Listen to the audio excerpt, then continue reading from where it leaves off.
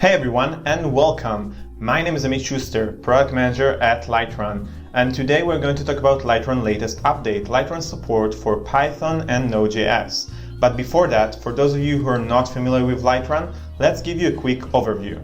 Lightrun helps developers observe, understand, and debug live production applications directly from your IDE or CLI. We call it shift-left observability, where we give back the power to the developers. Lightrun helps you resolve issues faster, increase your productivity, and reduce the time to deliver. So, let's go and see a demo of the new update. As I mentioned before, we've just released Lightrun for Python and Node.js. And here you can see the Python prime app. This is an app that calculates the number of primes in a given range. And you can see here that I have a try block where I'm importing Lightrun. After that, I'm using lightrun.enable and using the agent config parameter to bring the configuration from an agent config file. Here you can see that I specified the server and the secret for my code, and I also have the reference to the agent metadata file where I set the display name for this application and the different tags. So now let's go and see the plugin. Here I have the Lightrun plugin in Pycharm. At the top you can see all the different tags that I have: backup, main, production, and staging, and after that all the agents of the different instances of the prime app, where I have the production, staging, and I have two instances for each environment, one for main and one for backup. Now what I can do with Lightrun, I can go to anywhere in the code and right click. When I will right click, you can see that I have the Lightrun option and I can choose to add a log or a snapshot. Here I'm going to add a log.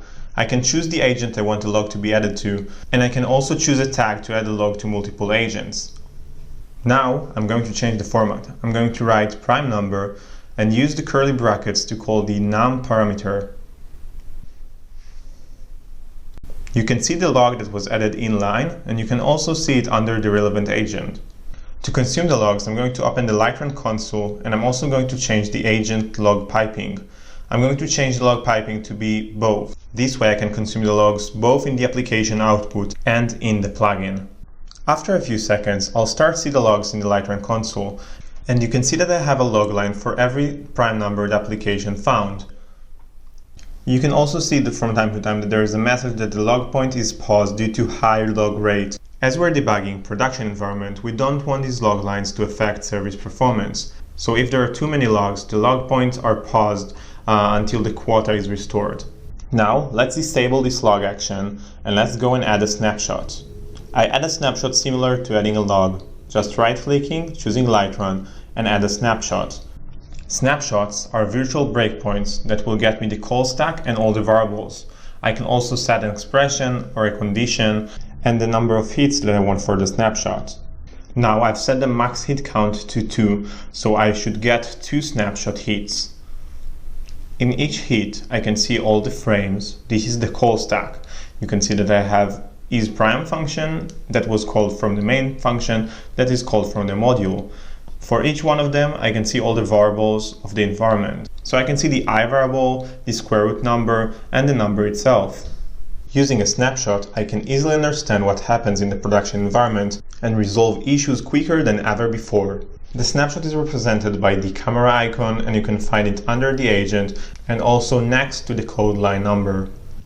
Now, let's talk a little bit about Lightrun integration. Lightrun has integration with Slack, where you can set custom alerts that will be triggered from your Lightrun actions. You can also get Lightrun logs into Elastic, Datadog, Logs.io, and many more integrations, so you should definitely go and check it out. That's all for today. Thank you for watching. Make sure to like and subscribe to stay up to date with all the latest news and updates, and we will see you in the next video.